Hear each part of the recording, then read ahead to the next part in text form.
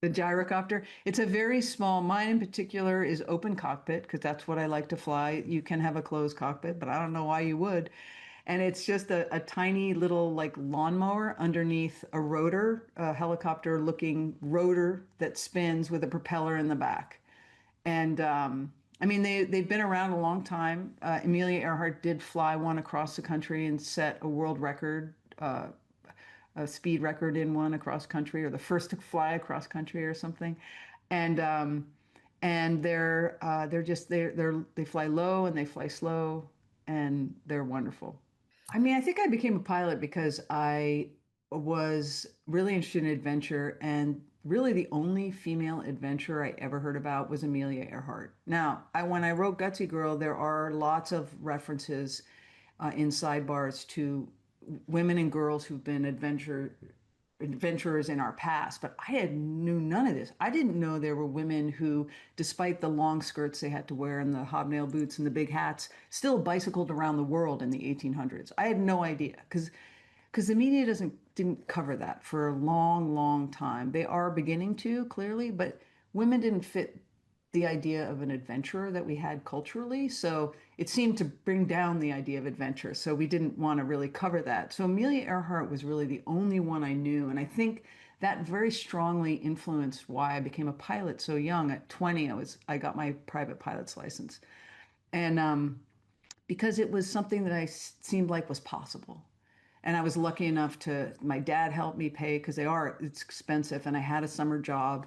But I didn't love flying Cessnas, to be honest, or planes that were enclosed. It didn't feel like flying to me.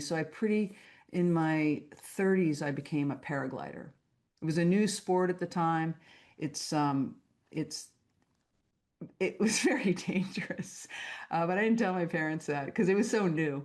I think it's changed now, and anyway, I've flown a bunch of different experimental aircraft, but I was never obsessed with flight. It was something that was cool, gave me a different perspective.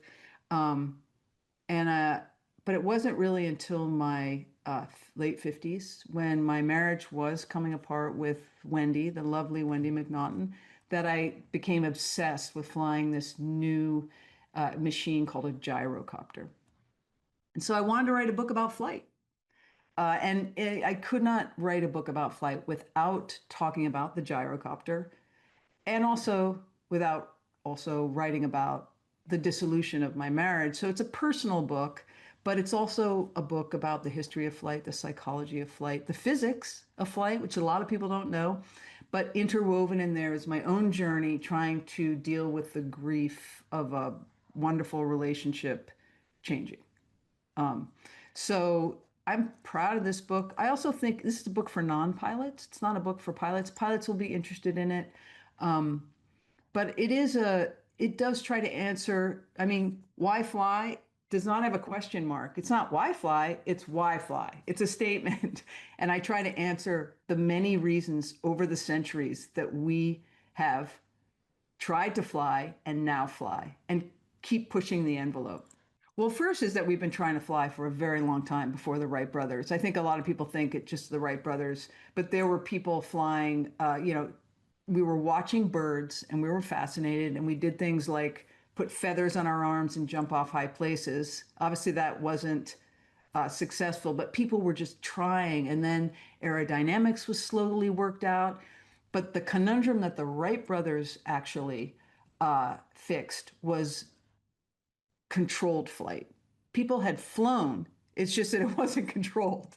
They were in the air and they might have even been in there for a while, but then they would crash land or they'd make a turn and then they'd auger in. I mean, there was a lot of unknown spaces. It wasn't until the Wright brothers that we had controlled flight. And then we just keep pushing the boundaries.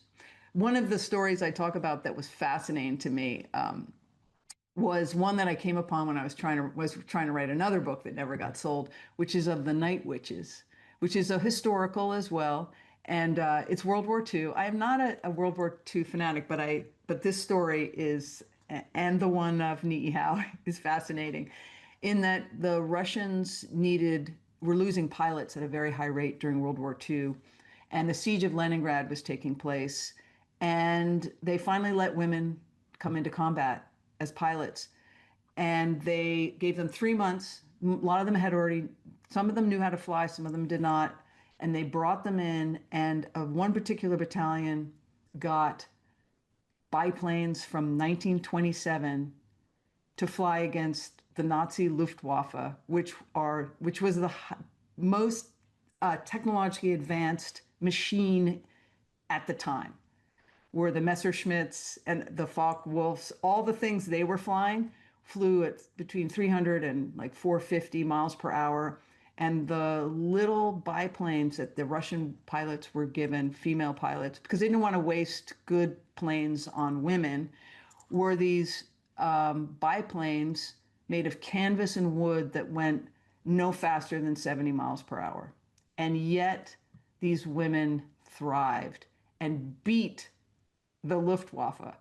Because of the mechanics of flight, they could outfly these Messerschmitts. And I just love that story because they were clearly put as like kind of cannon fodder, but in fact they bested them. I mean, there were losses obviously, but and they flew bravely throughout World War II. I think I was looking for a lot of things when I began flying it. I mean, ostensibly, I just wanted to fly something that would handle the growing turbulence that was happening because of climate change. And I had been flying a hang glider with a motor, and I was just getting kicked around.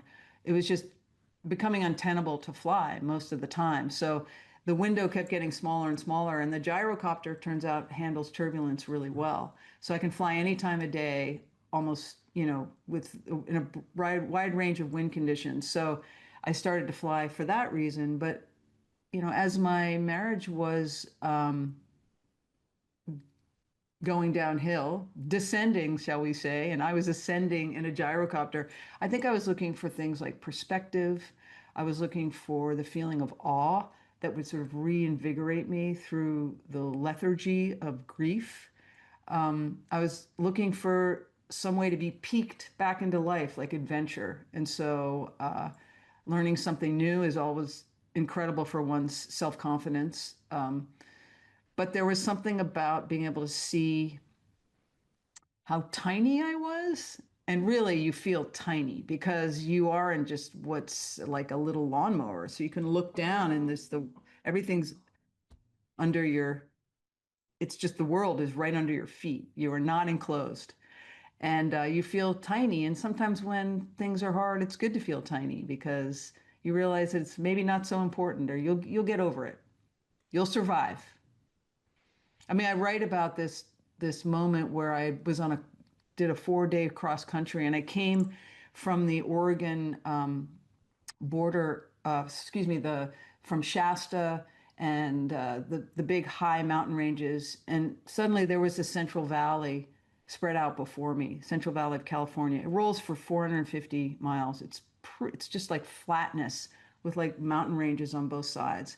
Not something that tugs at my heart when I drive through it, but from the air you could just see the way that the millennia had affected it. There was, it was dry here, cracks here, earthquake something here, and of course everything humans had done to it, and yet it seemed unperturbed.